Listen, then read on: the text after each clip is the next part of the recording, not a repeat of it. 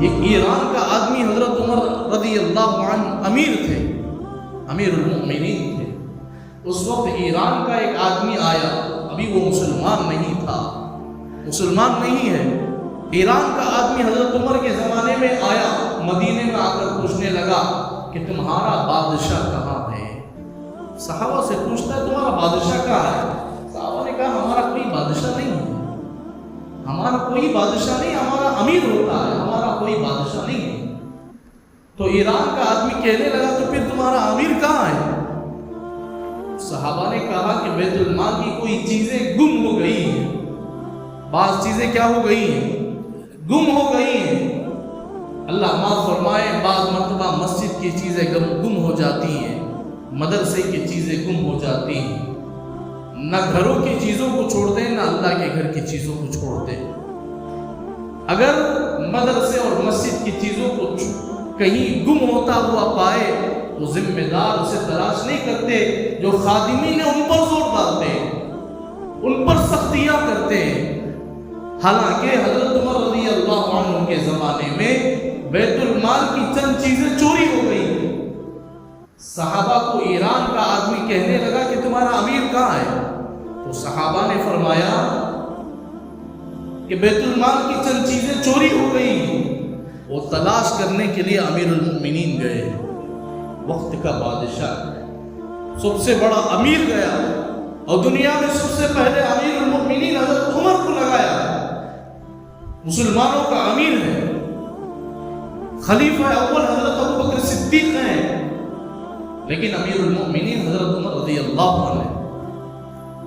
اب وہ حضرت امیر المؤمنین کو تلاش کرتے ہوئے ایران کا آدمی چند سوالات کرنا تھا، چند چیزیں پوچھنا تھا، اس لیے ان کو تلاش کرتا ہوا ایران سے سفر کر کے مدینے کی طرف آیا ہوا تھا۔ اب ضروری تھا کہ وقت کے بادشاہ، وقت کے امیر سے ملاقات ہو، اب ان کو تلاش کرنے کے لیے جا رہا ہے، اور اس کے دل میں یہ بھی ارادہ تھا کہ وقت کا امیر ہو وہ تنہا نہیں ہو سکتا ہے۔ کیا نہیں ہو سکتا؟ تنہا نہیں ہو سکتا ہے، اس کے اطراف میں اس کی حفاظت کرنے والے، اس کے محافظ، اس کے باڈیگارڈ ہو سکتے ہیں۔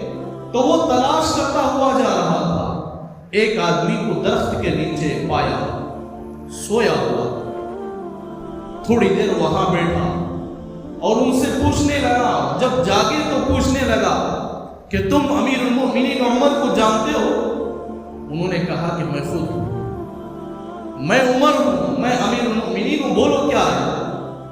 تو اس نے پہلے جو الفاظ اس کی زبان سے نکالی تھی، اس کے الفاظ یہ تھے، امیر المؤمنین عمر، اللہ کی قسم تم کو کبھی دنیا کا خوف نہیں ڈالے، نہ کبھی غم پائیں گے، نہ کبھی خوف زدہ ہوں گے، نہ کبھی تمہارے نزدیک ڈر آئے گا، نہ تمہارے دل میں بال باریک ڈر یا خوف پیدا ہوگا۔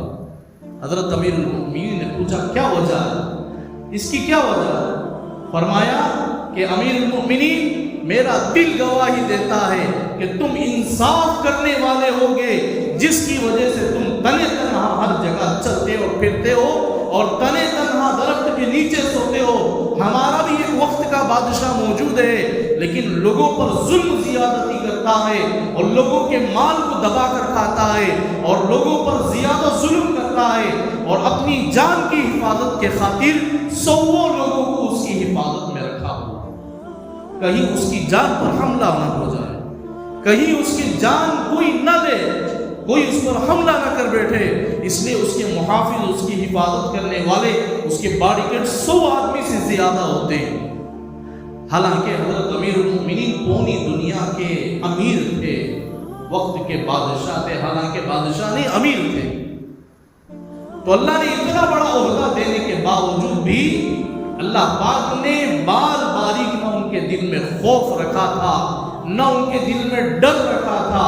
خود رسول اللہ صلی اللہ علیہ وسلم نے ایک مرتبہ حضرت امیر المؤمنین سے فرمایا، اللہ کے نبی صلی اللہ علیہ وسلم ان کی بیویوں کے ساتھ کھیل مذاق کر رہے تھے، ہنسی مذاق کر رہے تھے، جن میں رسول اللہ کی آواز کم تھی، عورتوں کی آواز زیادہ تھی، اور اللہ کے نبی صلی اللہ علیہ وسلم سے زیادہ زور زور سے ہنس کے بات کر رہے تھے، اللہ کے نبی صلی اللہ علیہ وسلم کے دروازے سے کھٹکھٹایا گیا۔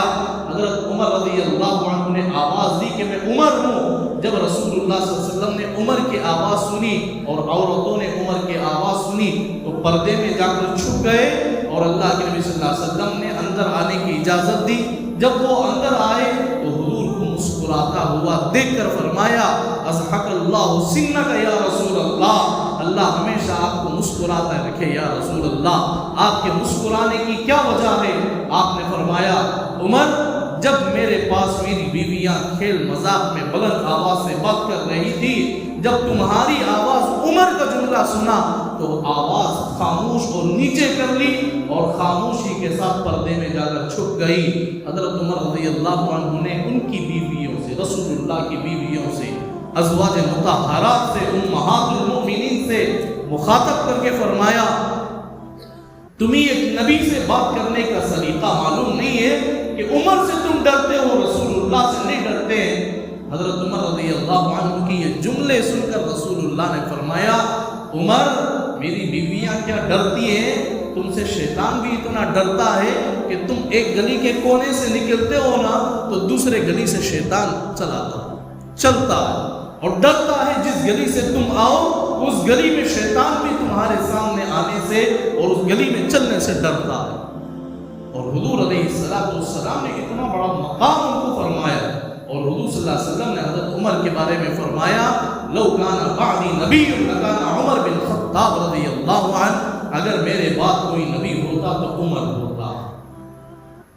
اتنا بڑا مقام ہونے کے باوجود، مسلمانوں کا امیر ہونے کے باوجود، وہ درخت کے نیچے سوئے ہوئے تنے تنہا ہے، بغیر خوف بغیر ڈر کے اکیلے بیت المال کی چیزوں کو تلاش کرنے کے لیے جا رہے ہیں۔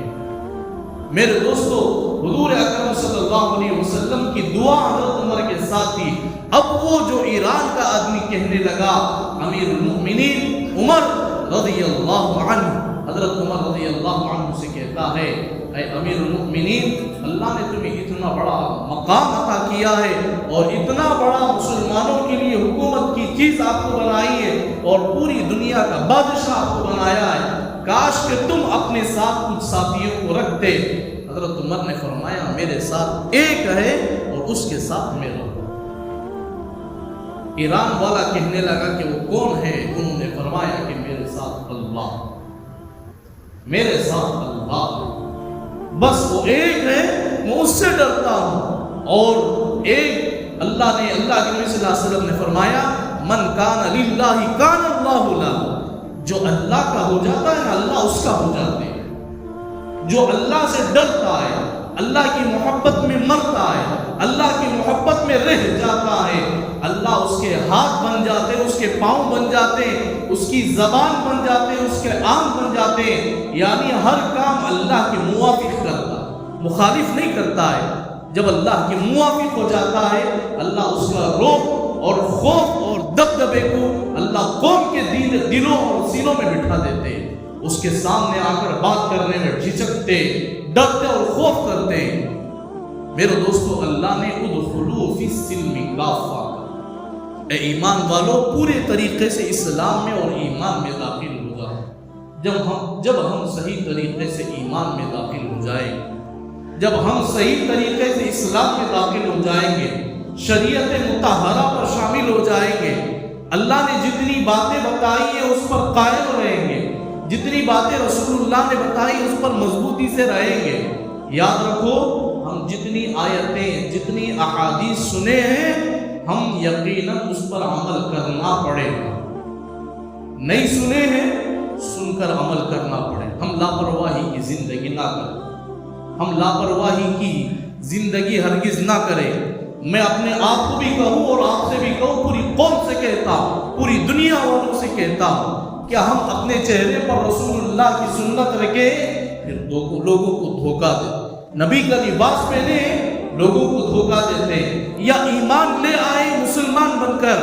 مسلمان کے لیے یہ شیوا نہیں ہے، مسلمان کے لیے یہ مناسب نہیں ہے کہ وہ کسی کو دھوکہ دے، کسی پر غداری کا معاملہ کرے، کسی پر فریب کا معاملہ کرے، کسی کو دھوکہ دے، کسی کا کوئی چیز لوٹ لے۔ یہ مسلمانوں کے لیے خیر نہیں ہے۔ یاد رکھو ہماری نمازیں بیکار، ہر عبادت بیکار ہو جائیں گے جب حقوق اللہ ہمارا بیکار ہو، جب ہمارا حقوق العباد بیکار ہو، لوگوں کے ساتھ ہمارا رویہ صحیح نہیں ہے، یاد رکھو ہمارے سجدے بھی بیکار ہو جائیں۔ اللہ ہم سب کی حفاظت فرما۔ ہم نے کتنی مرتبہ دھوکہ دیا، کتنے مرتبہ اپنے لوگوں کو معمولی چیزوں سے ہم نے دھوکہ دیا۔ ایک چھوٹی مثال دے کر بتاتا ہوں، دکاندار کسی اور کو چھوڑ کر جائے، وہ بھولا بھالا آدمی دکان میں کھڑا، ہم اسے 100 روپے دے کر کچھ چیزیں خرید لے، اگر وہ 500 روپے سمجھ کر اس کی چلت دیتا ہے تو خاموشی سے لے کر نکل جاتے، نکلتے نہیں، نکل جاتے۔ یاد رکھو جب تک یہ استعمال، اگر خدا نہ کرے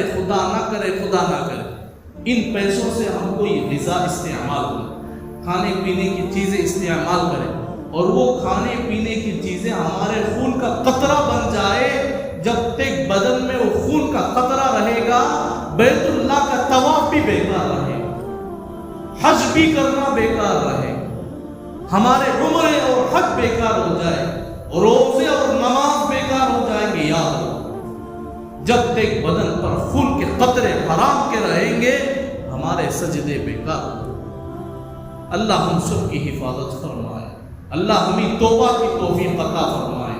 بھول ہو گئی ہے، اگر معلوم ہے ہم نے ان کو اتنا دینا تھا، ادا کر دو، توبہ کر لو، اللہ بڑے کریم ہے، بڑے معاف کرنے والا۔ اللہ ہماری توبہ کو اپنے کرم سے قبول فرمائے۔ جتنی زندگی میں بھول چوک کمی پیشی غلطیاں ہوئی ہے، اللہ اپنے مہربانی سے اپنے کرم سے ہم سب کو معاف فرما کر توبہ کی زندگی اور توبہ کی توفیق اور توبہ کی موت اللہ پاک ہمیں عطا فرمائے۔ وما توفیقی